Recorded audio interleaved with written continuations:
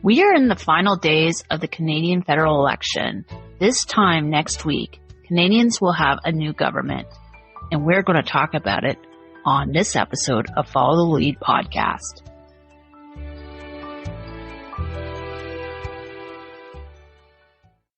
Hi, everyone. Welcome back to the podcast. I'm your host, Valerie McLaughlin. It's crunch time for Liberal leader Mark Carney and Conservative leader Pierre Poilievre as they attempt to shore up votes before voting day on Monday, April 28th. The magical number for a political party to win a majority government is 172 seats. 338 Canada is projecting a Liberal majority win. It's a projection, not a foregone conclusion. The only poll that matters is on election day. Expect these two main frontrunners to be campaigning in Ontario and Quebec until election day. Quebec and Ontario often decide elections for the simple fact that they have the majority of ridings in the country. There are 343 ridings across the country. The number of ridings increases this election. Ontario has 121 ridings, while Quebec has 78. Totaling to nearly 200 seats or ridings, these two provinces have more than half of the ridings than the rest of Canada. By the time voting closes in Ontario and Quebec, the pathway to victory for a political party can already be set due to Canada's first-past-the-post election system. A reminder, Canadians don't vote for a prime minister, they vote for a member of parliament. In one of my earlier podcast episodes, I used this analogy. If you lived in a riding in Manitoba but wanted to vote for Conservative leader Pierre Poilievre because you agreed with his policies, you couldn't vote for Mr. Poilievre. Why? Because you didn't live in his riding of Carleton, which is located in the Ottawa area. But you could vote for the Conservative candidate running in your Manitoba riding in hopes that that candidate wins and represents you in the House of Commons. If you lived in Carleton and voted for Mr. Poilievre or vote for Mr. Poilievre, you wouldn't be voting for him to become Prime Minister. You're voting for him to become your member of parliament. The political party that wins the most seats in the House of Commons forms government, and the leader of said political party becomes the Prime Minister. So how are the political parties and their leaders doing? Looking at the projections, Mark Carney seems to be in top spot. Back in December, before Christmas, when then Finance Minister Chrystia Freeland suddenly resigned, setting off a chain reaction that would ultimately lead then Prime Minister Justin Trudeau to resign. Conservatives were on track for a supermajority. At that time, the prospect of Liberal MPs being reelected in Atlantic Canada, which is usually a Liberal stronghold, were fairly grim, with United States President Donald Trump being reelected for a second term.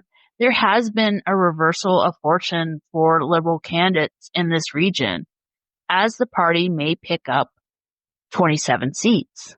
Like even Liberal MP Sean Fraser from Nova Scotia, he announced back in December that he wasn't going to run in this election, but he jumped back into this race, likely because he saw that he could win his seat under Mark Carney's leadership. In Quebec, Bloc Québécois is bleeding support to the Liberals. When Parliament was dissolved in March, the Bloc had 33 seats. Projections show that it's poised to lose upwards to 10 seats. Bloc leader Yves-François Blanchet recently said the Carney Liberals will likely form government. However, this hasn't stopped Blanchet. He's attempting to appeal to Quebec voters that his party is the best option to represent the province's interests in Ottawa. Carney was in Quebec yesterday, and this is what he had to say, and I'll play the clip. You know, in a crisis, plan beats no plan. And we have that plan for Canada Strong. And it may be the case that Pierre Poilievre and President Trump's allies here in Canada don't like our plan to stand up to the U.S. president. He seems to believe the bell tolls. He seems to believe that the best way to defend ourselves is for Quebecers and all Canadians to fend for themselves. He seems to believe that we should go along to get along, and that the best way to get through a crisis is to keep our heads down, to give the Americans what they want and hope for the best. That's not what will make Canada strong. Ce n'est pas avec l'approche de Pierre Poilievre que nous allons protéger le Québec.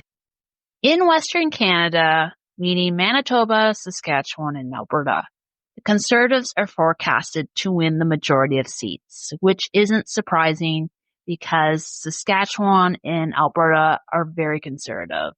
However, there's some surprising projections. The Liberals could win a seat in Saskatchewan and up to 4 seats in Alberta. It's bad news for the NDP in British Columbia, which means bad news for the Conservatives, and I'll explain. When the election was called, the NDP had 12 seats in BC, which made up half of its caucus.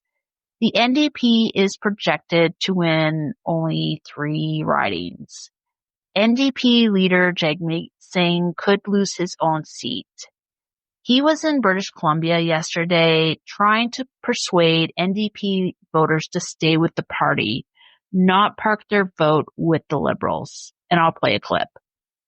We got your back. We're in it for you. We're going to fight to defend it. And British Columbians, I'm going to specifically talk to you right now. Here in BC, you have an incredibly important role to play in this election. You can make the difference between Mark Carney getting a supermajority or sending enough New Democrats to Ottawa so we can fight to defend the things you care about.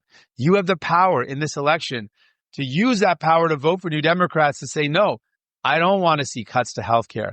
I don't want to see cuts to services. And I certainly don't want to see private care come into this country. So if you believe in defending our universal healthcare, if you want someone that's going to fight back against privatization and the cuts proposed by both Mark Carney and Pierre Poilievre, vote for a New Democrat. Here in BC, your vote really matters. You can really make a difference between having that line of defense, that line in the sand saying New Democrats will never let this happen, or letting Mark Carney have a supermajority. From 338 Canada's projections, it seems like NDP voters in BC are voting Liberal in an attempt to shut out a Conservative government. This means bad news for the Conservatives. If they were able to split the progressive vote between the NDP and the Liberals, the Conservatives would have a better chance of forming government because they would win more seats in the province of BC. In 2011, then Conservative leader Stephen Harper was able to win a majority government because the NDP won more than 100 seats. A large majority of these seats were in Quebec. The NDP, which has been steadily losing support since 2015, is expected to win only 1 riding in Quebec. The NDP may only win 9 seats nationwide. So that leaves Ontario, which is traditionally a battleground for the Conservatives and Liberals, especially in the Greater Toronto area. Mr. Poilievre was in the GTA yesterday revealing his party's platform. I'll play a clip. It's not that Mark Carney is as bad as Justin Trudeau. He's far more costly. We also learned from media reports that the Carney platform was already written for Justin Trudeau. So Mr. Carney has the same Liberal MPs, same Liberal ministers, same Liberal platform, and you will get the same disastrous Liberal results.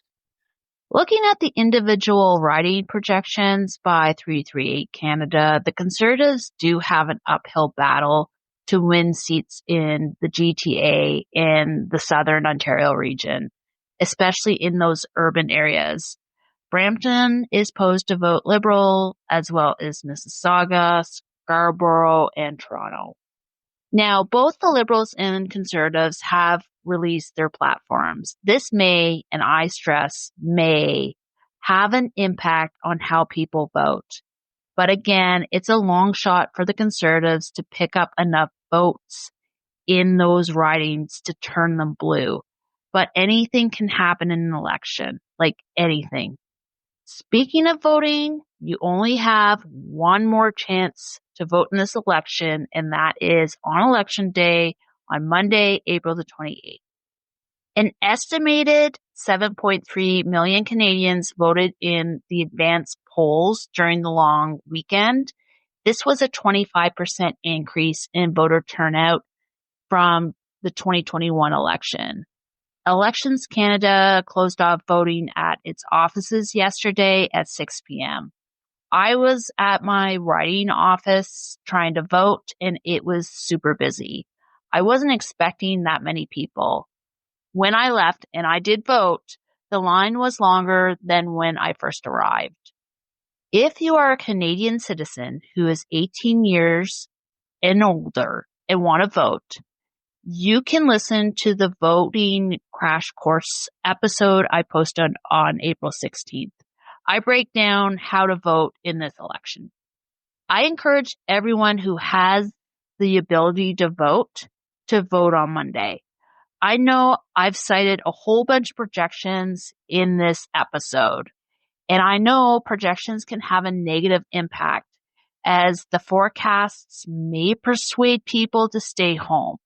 Voters may think that their vote won't count, so they won't vote. And on the flip side, people may stay home if the candidate they support is forecasted to win, because the thinking is, why would I go out to vote when this person is going to win anyways? They have enough votes, so I don't have to vote. But my message is to get out there and vote, regardless what the polls say, regardless what the projections say.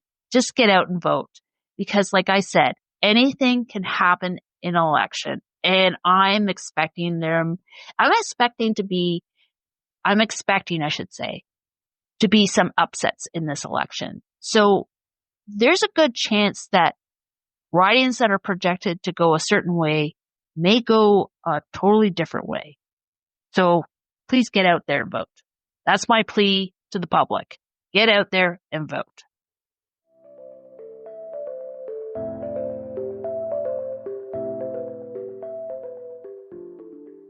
That's it for this episode. The podcast is available anywhere you get your podcasts, as well as YouTube. Thanks for listening. I hope you do go out on Monday and vote. I'll see you on the next episode. Bye for now.